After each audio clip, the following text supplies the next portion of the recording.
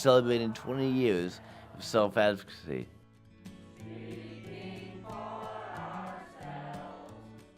Hello, SABE in conference. It's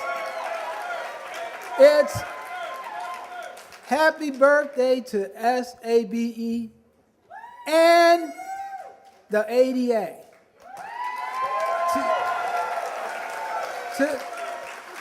Together, we have made a difference.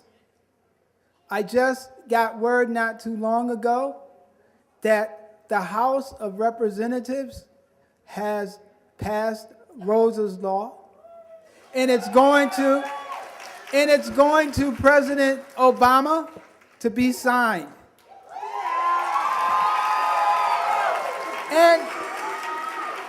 And you know what that means for us. That's one more door that we have opened. That's one more door we have kicked down. We are making strides, but there's a lot more that we have to do. We have to make our voices heard louder. We have to speak stronger. As this conference say, jazz it up. That's what we have to do, jazz up self-advocacy. We have to make that move, and only we can make a difference. We've also accomplished in this state. It was talked about in the halls of Congress. It was talked about at the White House. The things that was happening here in this state with building places on the grounds of the institution. We told them, no, we're not going to listen. We're not going to take it. We want to live. We want to be in the community. That's our goals. That's our dreams. And our dreams are just as important as everyone else's. We are making our voices known.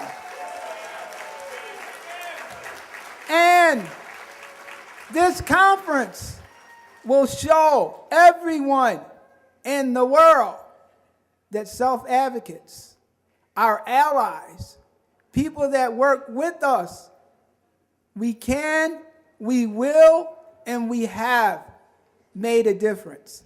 So at this conference, let your voices be heard. Now, you know that it has been said in the past, and a great man said it, I have a dream. But I